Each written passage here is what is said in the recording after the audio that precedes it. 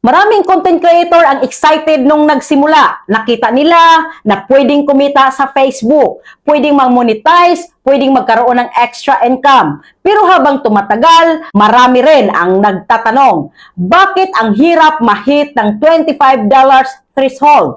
Araw-araw naman nagpo-post, may views naman minsan, pero mabagal pa rin ang earnings. At dito nagsisimula ang frustration. Pero tandaan, hindi porket monetize ka, automatic malaki agad ang kita. Isa sa pinakamalaking dahilan, views lang ang focus, hindi quality ng audience.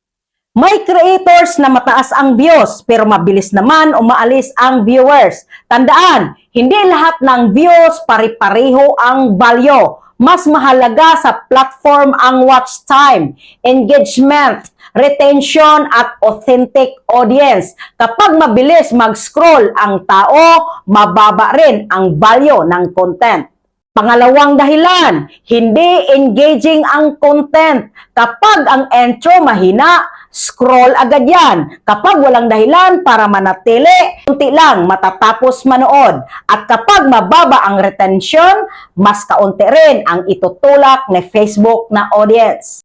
Pangatlo, puro upload pero walang malinaw na niche. Ngayon, comedy, bukas motivational, sunod random videos. Kaya nalilito ang audience at pati algorithm. Mas madaling lumaki ang creator na malinaw kung sino at para kanino ang content niya.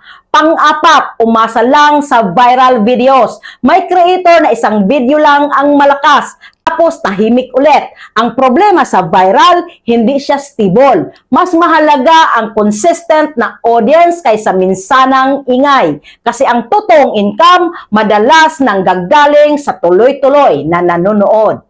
Panglima, masyadong maagang sumusuko. Maraming creator gusto agad result. Kapag hindi agad kumita, nawawala ng gana.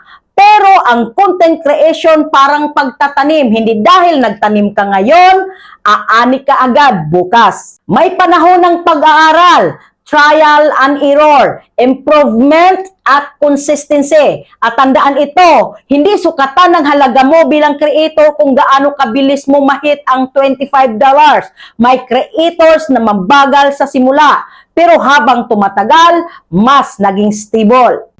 Kasi natututo silang gumawa ng engaging content, maintindihan ng audience at magbigay ng totoong value. Kaya imbes na puro earnings ang tingnan, mas pagtuunan mo paano mapapahinto ang tao, paano sila mananatili at paano sila babalik. Dahil kapag natutunan mong gumawa ng content na may koneksyon, unti-unti susunod din ang resulta. At tandaan, ang threshold hindi lang nahihit sa sipag mag-upload, nahihit din ito sa tamang strategy, tamang audience at content na may dahilan para panoorin hanggang dulo.